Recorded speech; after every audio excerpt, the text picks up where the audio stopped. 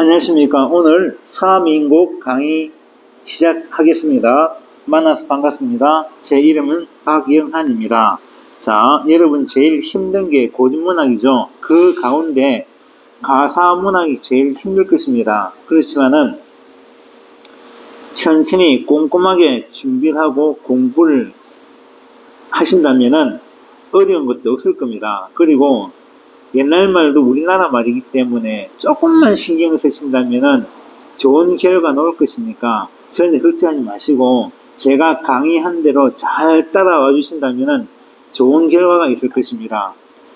보통 시험 때문에 대충 읽고 무슨 뜻인지 모르고 그냥 넘어가는 경우 많거든요. 그런 것을 배제하기 위해서 최대한 자세히 꼼꼼하게 강의를 하겠습니다. 그래서 다른 분들의 강의를 보시거나 그리고 또 공부하시다가 모르시면은 제가 설명한 부분을 보시고 다시 또 공부를 연결시키고 이렇게 하시면 도움이 될 것 같습니다. 그래서 저는 다른 게 아니고 우리가 꼭 고등학교 학생들한테 배워야 할 고전문학, 현대문학, 독서 이런 것을 차근차근 설명해 나갈 것입니다. 그 가운데 제일 첫 번째 강의가 고전문학 강의입니다. 제가 열심히 노력해서 여러분에게 이해할 수 있도록 최대한 이해할 수 있도록 그렇게 잘 설명하도록 하겠습니다. 그러면 강의 시작하겠습니다. 감사합니다. 사민곡이죠. 읽을 때 이렇게 읽습니다. 사민곡 이렇게 사민곡 어떤 친구들 보니까 사미인곡 이렇게 하는데 그건 아니고 사민곡 이렇게 읽어요. 사자는 무슨 사자냐면은 한자 있죠. 이 보면 사자는 원래는 생각하는 사자입니다. 그런데 사모할 사자도 됩니다. 사모한다는 뭐죠? 사랑한다는 뜻입니다. 미자는 여러분 잘 많이 보셨죠? 아름다운 미자입니다. 인자는 사람 인자이고요. 그죠? 그래서 이 미인은, 자, 미인이죠? 이건 누구냐 하면은, 작가의 입장에서 말할 때는 선조임금을 얘기하고요. 화자가 말하는 님을 의미합니다. 곡은요, 노래곡자예요.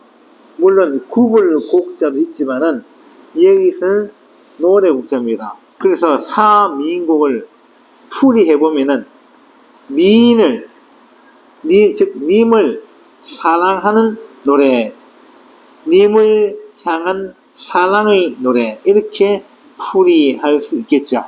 네, 자 그러면은 제목 설명 끝났고요. 천천히 들어가 보겠습니다. 오늘은 서사 부분만 할 예정인데 만약에 이 교재가 필요하시다 하면은 제가 댓글이나 이메일로 보내신다면 제가 이것을 PDF 파일로 해서 보내드리겠습니다. 자, 사민국의 작가는 정철이라는 분인데요. 이분에 대한 설명 다음 시간에 하겠습니다. 자, 먼저 서사는 어떤 내용인지 한번 볼까요? 서사는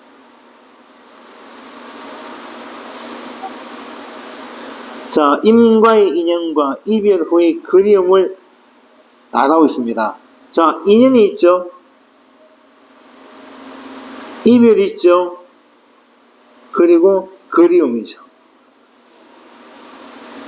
만났을 때는 기분 좋고 행복해요. 여기서 행복을 느낍니다. 이별했을 때는 아픔을 느끼겠죠. 그리고 님을 그리워합니다. 이런 순서대로 보신다면 좀 이해하기 쉬우실 겁니다. 네, 쉬우겠습니다. 저는 강의 순서를 이렇게 하겠습니다. 원문을 읽고요. 그 다음 해석본을 보고요. 그 다음에 설명 이렇게 나가겠습니다. 그럼 원문을 먼저 읽어보겠습니다. 간혹 학생들이 고진문학의 글을 읽지 못하는 경우가 있더라고요. 그런 경우 있더라도 당황하지 마시고 천천히 따라 읽으시면 되고요.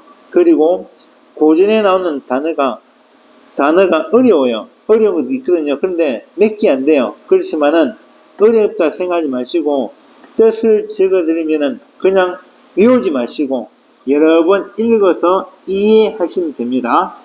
네, 볼까요? 이 몸 삼기실제 님을 조차 삼기시니 한생연분이며 한알 모랄 일이른가 나 하나 점어 있고 님 하나 날 계시니 이 마음 이 사랑 견절대 노예 없다. 그러면 해석본 볼게요. 이 몸이 태어날 때 임을 따라 태어나니 한평생 함께 살아갈 인연이며 이 또한 하늘이 어찌 모를 일이든가 나는 오직 젊어 있고 임은 오직 나를 사랑하시니 이 마음과 이 사랑을 비교할 것이 다시 없다. 네, 임과의 인연에 대해서 얘기하고 있죠. 됐습니까? 그러면은 제가 본문 설명 들어가겠습니다.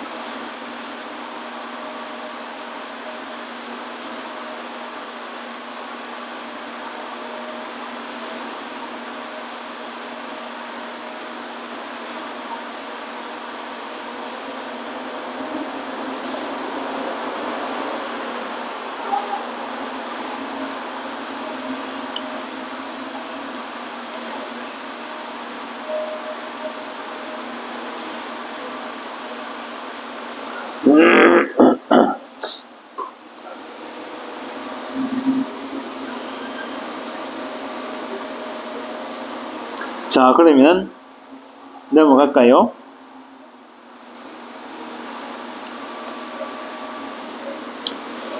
평생에 원하여대 한데 예자하였더니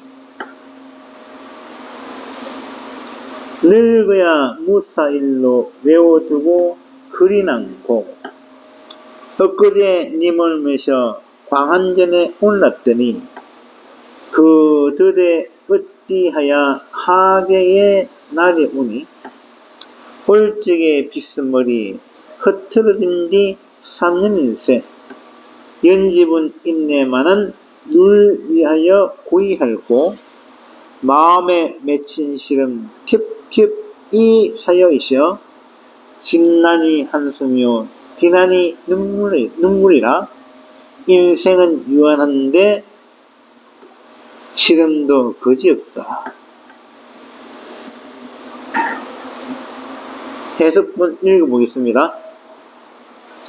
평생에 원하되 임과 함께 살아가리 하였더니 늙었어야 무슨 일로 왜 떨어두고 그리워하는고 엊그제는 임을 모시고 광안전에 올라 있으니 그 동안에 어찌하여 속세에 내려왔느냐 내려올 때 빚은 머리가 흥크러진 지 3년일세 연지와 분이 있네만은 누구를 위하여 곱게 단장하고 마음에 맺힌 근심이 겹겹으로 쌓여 있어서 짓는 것이 한수며 흐르는 것이 눈물이라. 인생은 한정이 있는데 근심은 한이 없다. 자, 이별 후의 그리움을 얘기하고 있습니다.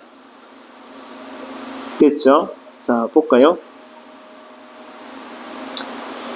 평생에 원하여되 한데 내자 하였더니 했죠. 평생 소원했다. 한제 내자 했다. 무슨 뜻이냐? 한평생 함께 살아가려고 했다 뜻입니다. 자, 한평생 함께 살아가려고 노력했다 이 뜻입니다. 이 화자는요, 이 님을 참 좋아하는 거예요. 근데 님이 어떻게 해요? 반응을 안 해줘요. 그래서 결과는 헤어지게 됩니다. 그런데 보세요. 나오죠? 늙어야 무사일로 외워두고 그리 난고 했죠. 자, 아까는 젊다고 했죠. 자, 잠시 올라갈게요. 젊을 거지 않습니까? 근데 여기서는 늙었다 했죠. 그죠? 왜 늙었다고 할까요? 님과 내가 헤어졌어요. 헤어졌으니까 님 생각 때문에 내 마음이 많이 고통스러웠다. 너무나 보고 싶어서 내 마음이 아팠다 하는 그런 의미가 이 속에 포함되어 있습니다. 그러니까 그것이 얼굴에 나타나겠죠. 그러니까 젊었을 때, 즉 행복했을 때보다 얼굴이 좀 더 어두워지니까 그 말을 늙었다라고 표현한 것이 아닐까라고 생각합니다. 자, 늙어야 무사일로 외워두고 그리 난고 했죠. 늙어서 무슨 일로 왜 따로 두고 이렇게 그리워하느냐 하죠. 그죠? 자, 그리 난고, 그리워하는가.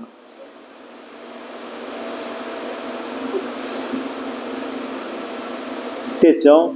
자, 엊그제 님을 내셔 광한전에 올랐더니, 자, 광한전 보이죠?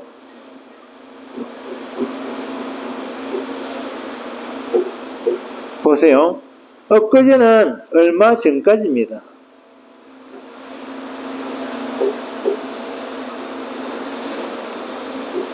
유배에 왔지만은, 유배에 오기 전에는 님을 모시고 광한전에 올라 있었던 것입니다. 자, 그럼 잠시만요. 광한전이 뭐냐? 밑에 적어놨습니다. 자, 보세요. 광한전, 대곡루, 봉황루, 옥루고초가요. 다 똑같은 뜻입니다. 어디냐? 옥황상제가 계신 곳입니다. 즉, 천상계를 의미합니다. 어디라고요? 천상계. 그래서 작품 속에서는 궁궐, 즉 임금이 계신 곳을 의미합니다. 그러면 작가는 궁궐에서 살던 사람이었다고 추측하면 되겠죠. 그러니까 임금님의 신하입니다. 그래서 제가 여기서 보면은 이렇게 볼 수 있습니다. 죄송합니다. 또 카톡이 이렇게 나오네요. 무음으로 처리했는데 소리가 들리네요. 죄송해요. 자, 광한전은 여기서 궁궐입니다. 임금 계신 곳이죠. 그런데 또 천상계로 볼 수 있어요. 그러면은 여기서 무엇을 내포하냐? 화자는 천상계의 인물이다 라는 것을 알 수 있겠죠. 그죠? 그래서 님을 모시고 광한 일은 있었다. 즉 천상계 사람이었다. 그런 뜻입니다. 지울게요. 그런데 그들의 어찌하여 그 동안에 어찌한 까닭으로 하계에 내려왔냐. 하계에 내려왔다. 그럼 이거 뭐냐? 하계죠? 하계는 어딥니까? 속세죠. 지상계예요.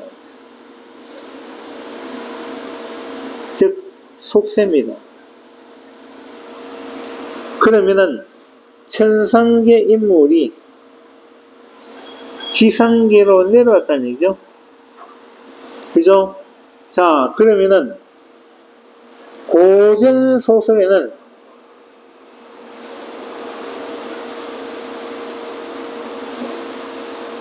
천상계에서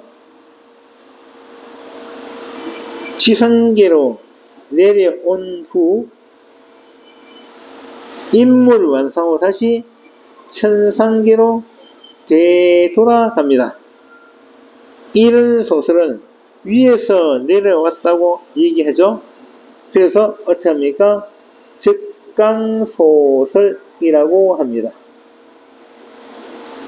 시험 칠 때는 이런 대목 하나하나가 세밀하게 계산된 다음에 문제로 나오게 됩니다. 그래서 즉강소설과 연관시킬 수 있다. 내용은 천상계 인물이 지상계로 내려와서 시련과 고난을 겪고 다시 천상계로 올라간다는 내용입니다. 그러면은 그런 고전 소설의 내용을 바탕으로 하였을 때 사민국의 화자는 어떤 마음입니까? 천상계에 있었는데 지금 지상계로 내려왔다. 임금님께서, 즉 님께서 나를 잘 돌봐주시고 내가 잘 따른다면 다시 천상계로 가지 않겠는가 하는 일만의 기대감도 가질 수 있는 것입니다. 물론 이 구절을 통해서는 아닙니다. 예, 지우겠습니다.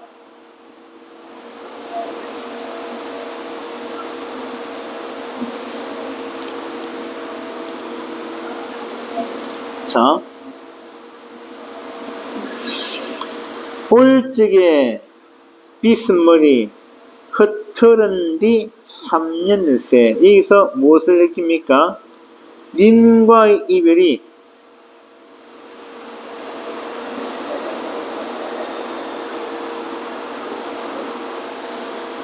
(3년을) 지나고 있다.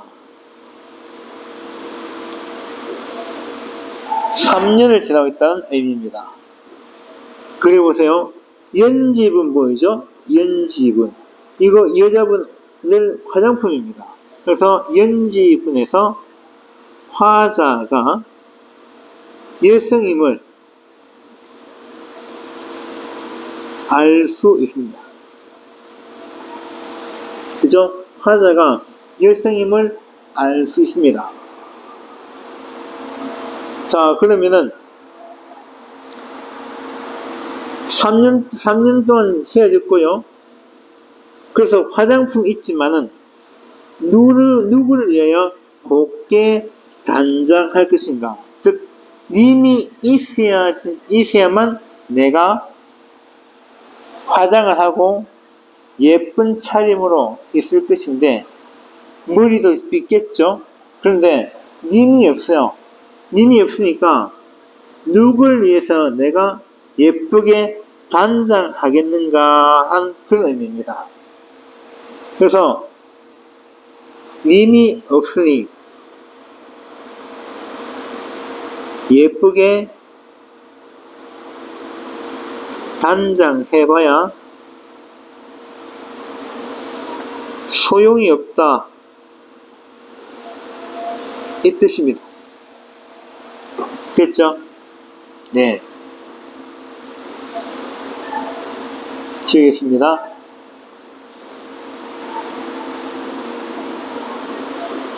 마음에 맺힌 실은 첩첩히 사이에서 실음이죠. 뭘까요? 님이 너무 보고 싶어요.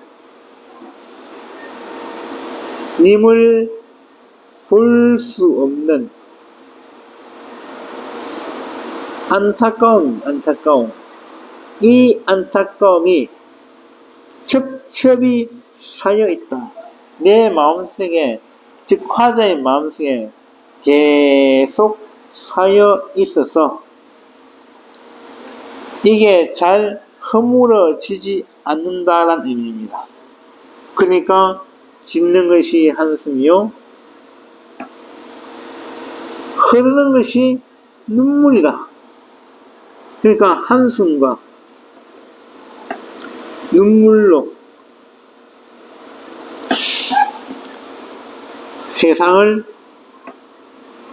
살고 있다, 이 뜻입니다. 됐죠? 그래서 화자는 무엇을 느낄까요? 참 사는 것이 너무 허무하다 하는 그런 마음도 느끼겠죠?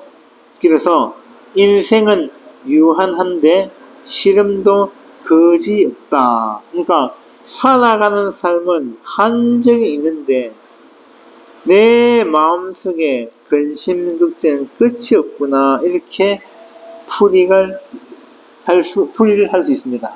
그죠? 그러니까 결국 이 시름이 뭡니까? 근심이죠, 근심. 어떤 근심입니까? 님을 보지 못하는, 님을 보지 못하는 괴로운 마음입니다. 결국 님이 너무 보고 싶다라는 의미입니다. 맞죠? 예, 그래서 이별 후에 그리움을 표현했습니다. 자, 엊그제 3년 볼까요? 임과 입이라는 기간이 3년이었다. 과완전 천상계인데 옥황상제에 계시고 있습니다. 여기서 궁글이에요. 하계는 지상계이지만은 어디냐? 전남 창평입니다. 작가가 유배에 온 곳이죠. 되었습니까? 자, 마지막 문장하고 강의를 마치겠습니다. 무심한 세월은 물 흐르는 듯 하는 거야. 염량이 뜰 하나 가는 듯 곧튀오니 듣거니 보거니 느낄도 하달자. 님이 없는 시간, 세월이 흘러가고 있습니다. 무심한 세월은 물 흐르는 듯 하는 거야. 무슨 뜻입니까? 시간의 경과죠.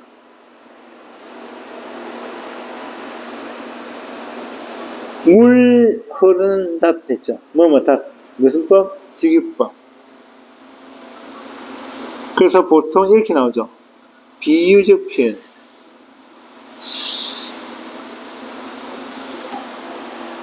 됐죠? 비유적 표현. 그래서 시간이 잘 흘러간다는 뜻입니다. 님이 안 계신데 너무나 시간이 물 흘러간다. 염량이 때를 알아 가는 듯 곧튀오니, 여기도 가는 듯 했으니까 직유법이죠. 염량은 뭐냐면은, 자, 이 더울 염자입니다. 덥다는 뜻입니다. 양자는 서늘하다는 뜻입니다. 읽을 때는 량이라 합니다. 좋은 법칙 때문에 량이라 하죠. 그래서 염량이 때를 알아 가는 듯 곧 튀어오니, 이것도 쉽게 말하면 시간의 경과죠. 계절의 변화입니다. 그죠? 자, 이거는 시간의 경과도 맞고요. 계절의 변화도 됩니다. 계절의 변화를 통해 시간의 흐름을 표현했다 해도 맞는 말입니다. 됐죠? 자, 그러면은 듣거니 보거니 느끼기도 하더라. 듣고 듣는다, 본다. 그래서 내 마음속에서 느끼는 일도 많기도 많구나. 됐죠? 이렇게 해석을 할 수 있습니다. 님과 헤어진 지 3년이 지났고 시간이 너무 빨리 지난다 하는 그런 뜻입니다. 그래서 세월의 무상함을 얘기하고 있습니다. 자, 무심한 고칭해 볼까요? 임금이 자신을 불러주지 않는데 세월만 더없이 흘러가는 것에 대해서 안타까움을 표현하고 있습니다. 시간의 경과를 비유적으로 표현했습니다. 자, 계절의 변화로 세월의 흐름을 표현했다. 시간의 경과를 의미한다. 염량은 들염 서늘할 양 됐습니까? 그 다음 듣거니 보거니 느낄일도 하달 잘 때. 자, 다음에 이어질 본사 내용을 암시하고 있습니다. 그래서 본사에서는 느낄 일들에 대해서 서술합니다. 세월이 흘러간 동안 임에 대한 그림은 더욱 짙어가고 있음을 의미하고 있다. 당연하죠. 님과 같이 있고 싶은데 님과 같이 없으니까 얼마나 답답하겠습니까? 자, 대표적 고전 시가에는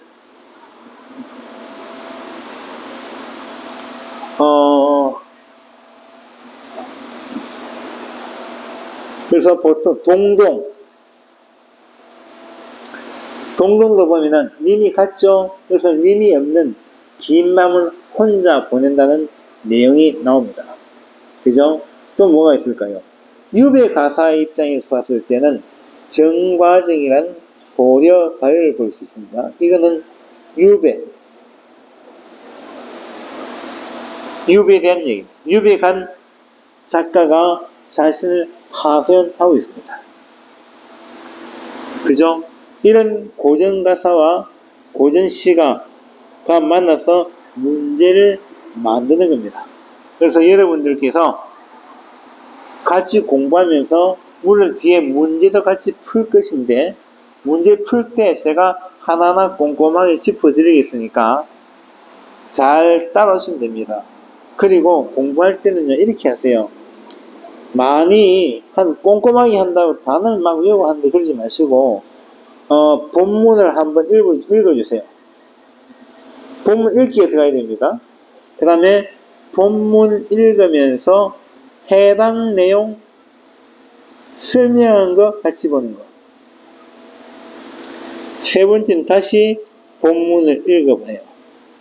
아무것도 아닌 것 같지만은 사람의 뇌는 여러 번 반복하고 읽었을 때 그 내용을 더 잘 기억한다고 합니다. 그러니까 여러분들께서 어려워하지 마시고 꼼꼼하게 읽어보세요. 중간 읽다가 설명을 보고 하지 마시고 한 번은 다 읽고요. 그 다음 두 번째는 읽으면서 설명을 찾아보시고 세 번째는 다시 읽어보세요. 이것을 계속 반복하면은 고전문학 공부하는데 어려운 일이 없을 것입니다. 네, 오늘 강의는 여기서 마치겠습니다. 감사합니다.